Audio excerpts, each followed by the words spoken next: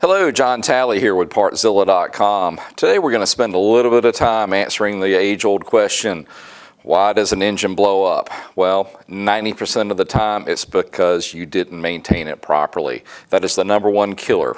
Now when we talk about maintenance, we're referring to three main categories for your engine. It's going to be your intake system, which is your air filter, your lubrication system, which is going to be your oil and oil filter, and then you've got your coolant system, which handles the temperature of the engine for the most part.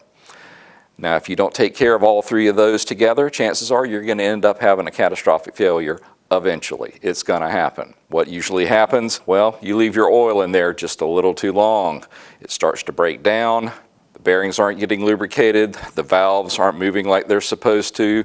Getting abnormal cam wear, making all the bad signs of not having the right amount of lubrication.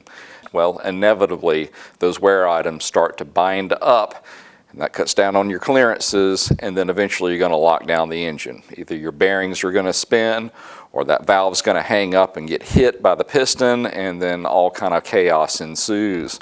So what is the best way to combat that? Well, it's really simple. Follow your maintenance schedule. Don't cut any corners, follow it all the way through. Change your oil like you're supposed to, and then make very sure that you keep your oil filter cleaned and or replaced if necessary. The other key maintenance part that you have to stay on top of is to make sure your air filter is good to go. That is your lungs for your machine. If it gets stopped up, it's not going to breathe properly. Worse yet, if it's a foam filter and it starts to break down, well, guess what? Then it's going to let all those particulates in that it was designed to keep out. What are they going to do when they get inside of your engine? That's what they call dusting a motor. Well, you've got all these abrasive materials flying around inside of your combustion chamber, which do not ignite, but what they do is actually score into your pistons, your rings, and your cylinder walls. And when that happens, you lose compression, and guess what? Your engine's going to stop functioning like it's supposed to. Let's spend a moment talking about coolant. That is largely ignored. You have your machine several years and you don't even think about changing it.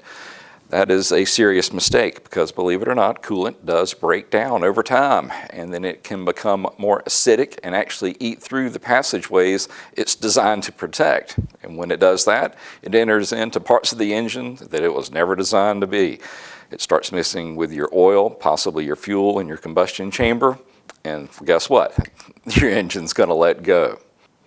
Now let's take the maintenance out of the equation for a moment, because that's not always the case. I said that was 90%. What about the other 10%? What can cause an engine to cut loose? That other 10%, it is usually aimed more toward your performance aspect of an engine. And what usually goes wrong there? Well, you're trying to draw a little bit too much out of that motor, pushing your air fuel a little bit too much toward the lean side, or maybe turning over a little too many RPMs, and then a collision happens and then chaos ensues. It's a term they use in the sports car industry called a money shift. A money shift happens when you're in fifth gear or top gear, and let's say you're going to bring it down into fourth as you're coming into a turn. Well, you bring it into fourth, let out your clutch, and all kind of chaos ensues because you didn't shift into fourth. You shifted into second, and that sent your rev counter all the way over and then broke the rear end loose. You want to see what that looks like? Take a look at this little short clip.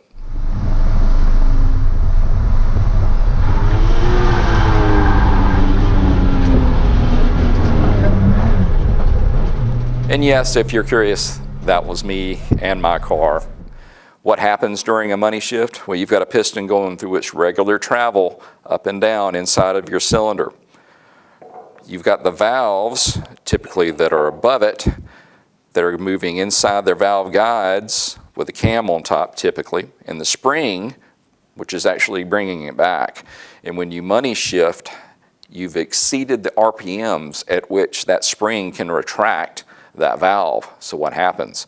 The valve has not pulled all the way back, piston comes up, catches the edge of the valve, bends it, and then if you're lucky, it stops at that point. And if you're unlucky, it bends it to the point, the next time your piston comes up, it actually destroys the piston and drives it up through the head.